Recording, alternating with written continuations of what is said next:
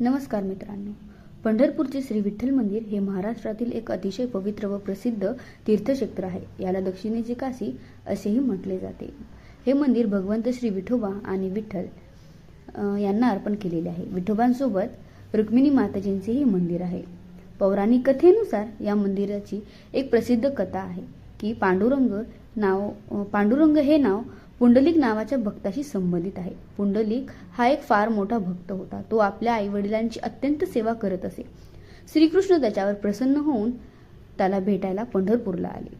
पण पुंडलिक आईवडिलांची सेवा करत असल्याने त्याने श्रीकृष्णाला थांबायला सांगितले आणि त्यांच्या पायाजवळ एक वीट ठेवून इथे उभे राहा असे सांगितले. श्रीकृष्ण त्या विटेवर उभे राहिले आणि तेथे स्थिर झाले. म्हणून त्यांना विठ्ठल म्हणजेच विटेवर उभा असलेला असे नाव पडले. त्यामुळे पंढरपूरला पांडुरंग किंवा विठोबा या रूपातील श्रीकृष्णाचे मुख्य स्थान आहे.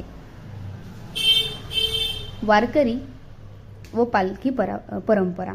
आषाढी एकादशी आणि कार्तिकी एकादशीला लाखो वारकरी पंढरपूरला येतात. संपूर्ण महाराष्ट्रातून तुकाराम महाराज देहू आणि ज्ञानेश्वर महाराज आळंदी यांची पालखी पंढरपूरला चालत आणली जाते. याला वारी असे म्हणतात. वारकरी भक्ती टाळ, मृदंग, अभंग गात गात पंढरपूरच्या दिशेने जातात. विशेष तथ्य: विठोबा मूर्तीची उंची सुमारे 3 फूट 9 इंच आहे. मूर्तीचा चेहरा पश्चिमेकडे आहे, जे अनेक हिंदू मंदिरांपेक्षा वेगळे आहे. भीमा नदीला येथील लोक चंद्रभागा असे म्हणतात, कारण ती नदी अर्धचंद्राकृती वळण घेत जाते.